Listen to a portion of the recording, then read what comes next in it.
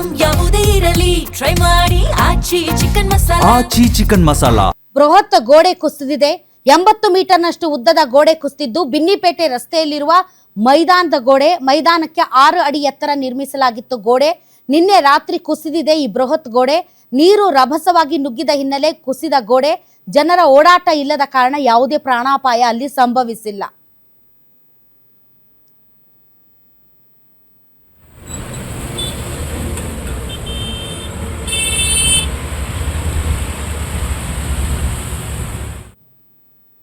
S, ನಿನ್ನೆ ನಾನು ಕೆಲಸ ಮುಗಿಸ್ಕೊಂಡು ವಾಪಸ್ ಚಾಮರಾಜಪೇಟೆ ಮನೆಗೆ ಹೋಗ್ತಾ ಇರುವಂಥ ಸಂದರ್ಭದಲ್ಲಿ ಬಿನ್ನಿ ಮಿಲ್ ಹಾಸಿನೇ ಹೋಗಬೇಕು. ಅಲ್ಲಿ ನೋಡಿದಾಗ ಸಿಕ್ಕಾಪಟ್ಟೆ ದೊಡ್ಡ ದೊಡ್ಡ ಕಲ್ಲುಗಳೆಲ್ಲ ರೋಡಿಗೆ ಬಂದು ಬಿದ್ದಿದೆ.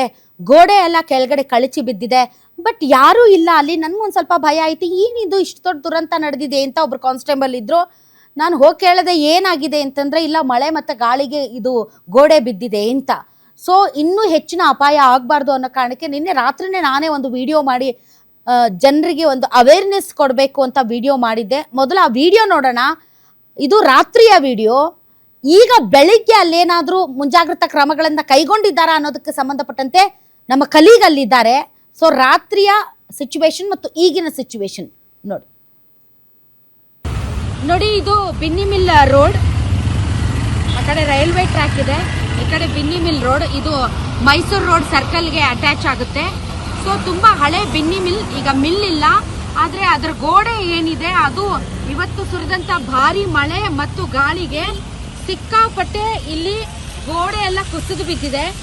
ತಾವು ನೋಡಬಹುದು ಎಷ್ಟು ದೊಡ್ಡ ದೊಡ್ಡ ಕಲ್ಲುಗಳು. ಅದೃಷ್ಟವಶಾತ್ ಯಾವುದೇ ರೀತಿಯಾದಂತಹ ಪ್ರಾಣಾಪಾಯ ಸಂಭವಿಸಿಲ್ಲ. ಯಾಕಂದ್ರೆ ಇಲ್ಲಿರುವಂತಹ ಫುಟ್ಪಾತ್ ಮೇಲೆ ಜನ ಓಡಾಡ್ತಾರೆ.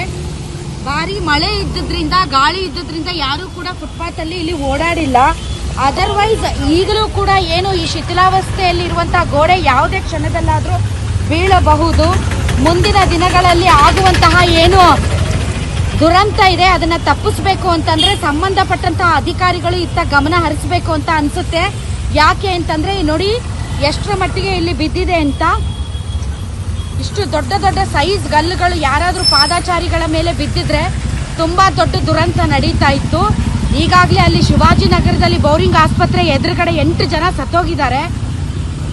ಈಗ ನೋಡಿ ನೋಡಿ ನೋಡಿ ಈಗೆಲ್ಲ ಈ ತರ ಬಿದ್ದಿದೆ.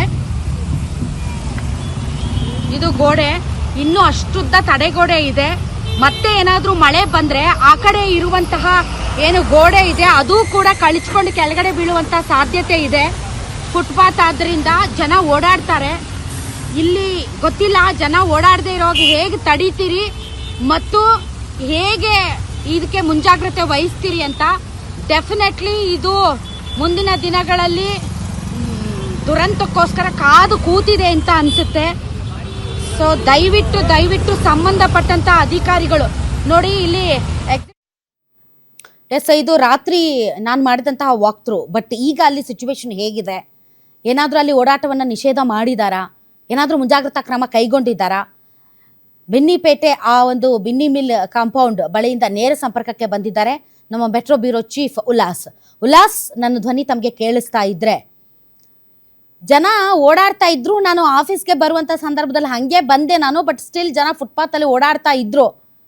ಏನಾದರೂ ಅನಾಹುತ ಆದರೆ ಯಾರು ಜವಾಬ್ದಾರರು? ಯಾಕೆ ಅಲ್ಲಿ ಯಾವುದೇ ರೀತಿಯಾದಂಥ ಮುಂಜಾಗ್ರತಾ ಕ್ರಮ ತಗೊಂಡಿಲ್ಲ ಇನ್ನು? ನಿನ್ನೆ ರಾತ್ರಿ ನೀವೇನ್ ವಿಡಿಯೋ ಮಾಡಿದ್ರಲ್ಲ ಅದೇ ಒಂದು ಸ್ಥಿತಿ ಈಗ ಸದ್ಯಕ್ಕೆ ಬೆಳಗ್ಗೆನೂ ಕೂಡ ಇದೆ. ಆದ್ರೆ ಒಂದು ಸ್ವಲ್ಪ ಚೇಂಜಸ್ ಏನಾಗಿದೆ ಅಂತಂದ್ರೆ, ಈ ಒಂದು ಮೈದಾನದ ಸಿಬ್ಬಂದಿ ರಸ್ತೆ ಮೇಲೆ ಬಿದ್ದಂತಹ ಕಲ್ಲುಗಳೇನಿದ್ವು ಆ ಒಂದು ಕಲ್ಲುಗಳನ್ನ ತೆರವುಗೊಳಿಸುವಂತ ಕೆಲಸವನ್ನ ಮಾಡ್ತಿದ್ದಾರೆ. ಸೊ ನಮ್ಮ ಕ್ಯಾಮ್ರಾಮನ್ ಕೂಡ ನಾನು ಅದನ್ನ ತೋರಿಸ್ಲಿಕ್ಕೆ ಹೇಳ್ತಿದ್ದೀನಿ. ಈಗಾಗಲೇ 8 ಗಂಟೆ ಬಿನ್ನಿ ಮಿಲ್ ಮೈಸೂರು ರಸ್ತೆಗೆ ಸಂಪರ್ಕ ಕಲ್ಪಿಸುವಂತಹ ರಸ್ತೆ ಆಗಿರೋದ್ರಿಂದ ಯಾವಾಗ್ಲೂ ಕೂಡ ವೆಹಿಕಲ್ ಇಲ್ಲಿ ಓಡಾಡ್ತಾನೆ ಇರುತ್ತೆ. ಸೊ ಈಗ ವೆಹಿಕಲ್ ಓಡಾಟದ ನಡುವೆನೆ ಇಲ್ಲಿನ ಸಿಬ್ಬಂದಿ ರಸ್ತೆ ಮೇಲೆ ಬಿದ್ದಂತಹ ಕಲ್ಲನ್ನ ಶಿಫ್ಟ್ ಮಾಡುವಂತ ಕೆಲಸವನ್ನ ಮಾಡ್ತಿದ್ದಾರೆ. ಶಿಫ್ಟ್ ಅಂತಂದ್ರೆ ವೆಹಿಕಲ್ ಹೋಗ್ಲಿಕ್ಕೆ ಯಾವುದೇ ರೀತಿಯಾದಂತಹ ಸಮಸ್ಯೆ ಆಗ್ಬಾರ್ದು ಅನ್ನುವಂತ ನಿಟ್ಟಿನಲ್ಲಿ ವೆಹಿಕಲ್ ಹೋಗ್ಲಿಕ್ಕೆ ಎಷ್ಟು ಜಾಗ ಬೇಕೋ ಅಷ್ಟು ಜಾಗಕ್ಕೆ ಮಾತ್ರ ಅವಕಾಶವನ್ನ ಮಾಡಿಕೊಡ್ತಿದ್ದಾರೆ. ಮತ್ತೊಂದು ಏನು ಅಂತಂದ್ರೆ, ಇಲ್ಲಿ ಎಷ್ಟು ಒಂದು 80 ಮೀಟರ್ ಅಷ್ಟು ಉದ್ದವಾದಂತಹ ಒಂದು ಕಾಂಪೌಂಡ್ ಬಿದ್ದಿರುವಂತದ್ದು. ಅಂದ್ರೆ 10 ರಿಂದ 12 ಅಡಿ ಎತ್ತರ ಇರುವಂತಹ ಒಂದು ಕಾಂಪೌಂಡ್ ಬಿದ್ದಿದೆ. ಆದ್ರೆ ಇಷ್ಟು ದೊಡ್ಡ ಬೌರಿಂಗ್ ಆಸ್ಪತ್ರೆಗಳನ್ನ ನೋಡ್ತಾ ಹೋಗಿದ್ರೆ ಸುಮಾರು 10 ರಿಂದ 15 ಮೀಟರ್ ಮಾತ್ರ ಕಾಂಪೌಂಡ್ ಬಿದ್ದಿರುವಂತದ್ದು. ಅಲ್ಲಿ 7 ಜನ ಸಾವನ್ನಪ್ಪಿದ್ದಾರೆ. ಇಲ್ಲಿ 80 ಮೀಟರ್ ಉದ್ದವಾದಂತಹ ಒಂದು ಕಾಂಪೌಂಡ್ ಬಿದ್ದಿದೆ. ಆದ್ರೆ ಅದೃಷ್ಟವಶಾತ್ ಯಾವುದೇ ರೀತಿಯಾದಂತಹ ಒಂದು ಪ್ರಾಣ ಆಗಿಲ್ಲ. ಇಲ್ಲಿ ಪಾದಚಾರಿಗಳು ಓಡಾಟವನ್ನ ಮಾಡ್ತಾರೆ, ಫುಟ್ಪಾತ್ ಮೇಲೆ ಬಿದ್ದಿರುವಂತದ್ದು. ಅಂದ್ರೆ ಇಲ್ಲಿ ಇನ್ನೊಂದು ಕಾರಣ ಏನು ಅಂತಂದ್ರೆ, ಇದು ವಿಶಾಲವಾದಂತ ಒಂದು ಗ್ರೌಂಡ್ ಇದೆ. ಆ ಗ್ರೌಂಡ್ ನ ಮುಂಭಾಗ ಏನು ಅಂದ್ರೆ ಇಳಿಜಾರು ಪ್ರದೇಶ ಇದೆ. ಬಿದ್ದಂತಹ ಮಳೆಯ ನೀರು ಸಂಪೂರ್ಣವಾಗಿ ಈ ಒಂದು ಇಳಿಜಾರು ಪ್ರದೇಶಕ್ಕೆ ಬಂದಿದೆ. ಸೊ ನೀರು ಆಚೆ ಹೋಗ್ಲಿಕ್ಕೆ ಸಾಧ್ಯ ಆಗಿಲ್ಲ. ಸೊ ಪ್ರೆಷರ್ ನಿಂದಾಗಿ ವಾಲ್ ಬಿದ್ದಿದೆ ಅನ್ನುವಂತ ಒಂದು ಮಾಹಿತಿಯನ್ನು ಕೂಡ ಇಲ್ಲಿನ ನಿವಾಸಿಗಳು ಹೇಳ್ತಿದ್ದಾರೆ.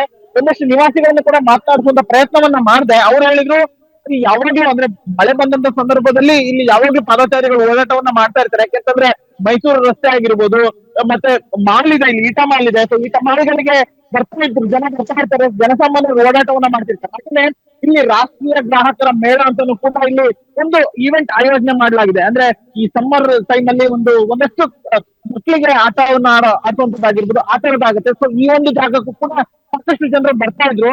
ನಿನ್ನೆ ಸಂಜೆ 4 ಗಂಟೆ 5 ಗಂಟೆ ಸುಮಾರು ಏನ್ ಮಳೆ ಶುರುವಾಯ್ತು, ಆ ಸಂದರ್ಭದಲ್ಲಿ ಪಾದಚಾರಿಗಳ ಓಡಾಟ ಸ್ವಲ್ಪ ಮಟ್ಟಿಗೆ ಕಡಿಮೆ ಆಗಿದೆ. ಉಳಿದಿರೋ ಗೋಡೆ ತೋರಿಸಿ, ಅದು ಕೂಡ ಬೀಳೋದಕ್ಕೆ ಕಾಯ್ತಾ ಇದೆ. ಈಗ ಉಳಿದಿರೋ ಗೋಡೆ ತೋರಿಸಿ, ಅದು ಬೀಳೋದಕ್ಕ ಕಾಯ್ತಾ ಇದೆ. ಜೋರಾಗಿ ಗಾಳಿ ಬೀಸಿದ್ರೆ ಅದು ಕೂಡ ಬಿದ್ದೋಗುತ್ತೆ ಈಗ. ಬಟ್ ಜನ ಮಾತ್ರ ಫುಟ್ಪಾತ್ ಅಲ್ಲಿ ಓಡಾಡ್ತಾ ಇದ್ದಾರೆ. ಈಗ ನಾನು ನಿಮ್ಗೆ ಕರೆಕ್ಟ್ ಅದನ್ನ ತೋರಿಸುವಂತ ಪ್ರಯತ್ನ ಮಾಡ್ತೀನಿ. ಈಗ ಆಲ್ರೆಡಿ ಒಂದು ಹೊಸದಾದಂತಹ ಒಂದು ವಾಲನ್ನ ಕಟ್ಟುವಂತ ಕೆಲಸ ಆಗ್ತಾ ಇದೆ.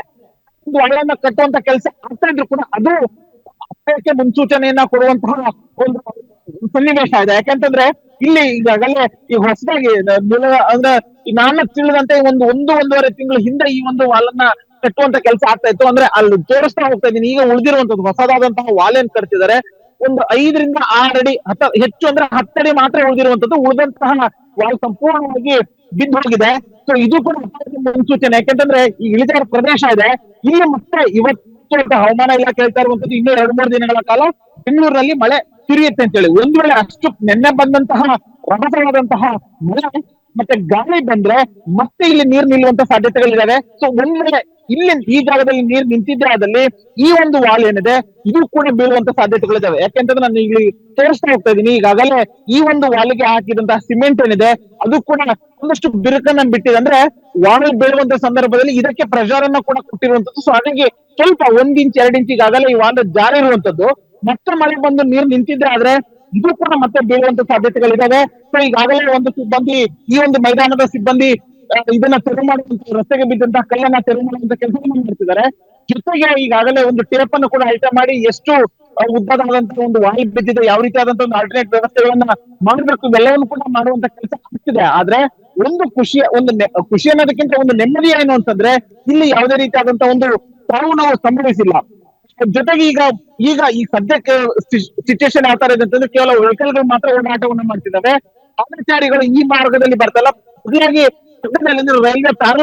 ರೈಲ್ವೆ ಟ್ರ್ಯಾಕ್ ಏನಿದೆ ಅದ್ರ ಪಕ್ಕದಲ್ಲಿರುವಂತಹ ಒಂದು ಫುಟ್ಪಾತ್ ಏನಿದೆ ಆ ಒಂದು ಮಾರ್ಗದಲ್ಲಿ ಮಾತ್ರ ಓಡಾಟವನ್ನು ಮಾಡ್ತಿದ್ದಾರೆ. ಯಾಕಂದ್ರೆ ಅವರು ಕೂಡ ಇಲ್ಲಿಗೆ ಕಾಯುತ್ತೆ ಮತ್ತೆ ಬೀಳುತ್ತೆ ಇನ್ನೊಂದು ಭಾಗದಲ್ಲಿ ಮಾತ್ರ ಓಡಾಟವನ್ನ ಮಾಡ್ತಿದ್ದಾರೆ. ಸೊ ಈಗ ಬಿದ್ದಿರುವಂತಹ ವಾಹನಗಳಿಂದ ಅದನ್ನ ತೆರವು ಮಾಡುವಂತ ಕೆಲಸ ಈಗ ಸದ್ಯಕ್ಕೆ ಇಲ್ಲಿನ ಸಿಬ್ಬಂದಿ ಮಾಡ್ತಿದ್ದಾರೆ. ಬಟ್ ನಿಜಕ್ಕೂ ದೇವ್ರ ದೊಡ್ಡವನು. ಅಲ್ಲಿ ಅಷ್ಟು ದೊಡ್ಡ ಪ್ರಮಾಣದ ಕಾಂಪೌಂಡ್ ಬಿದ್ದಿದ್ರೂ ಕೂಡ ಯಾವುದೇ ಒಂದು ಪ್ರಾಣಾಪಾಯ ಸಂಭವಿಸಿಲ್ಲ. ಅಷ್ಟರ ಮಟ್ಟಿಗೆ ಒಂದು ರೀತಿಯ ನೆಮ್ಮದಿಯ ವಿಚಾರ.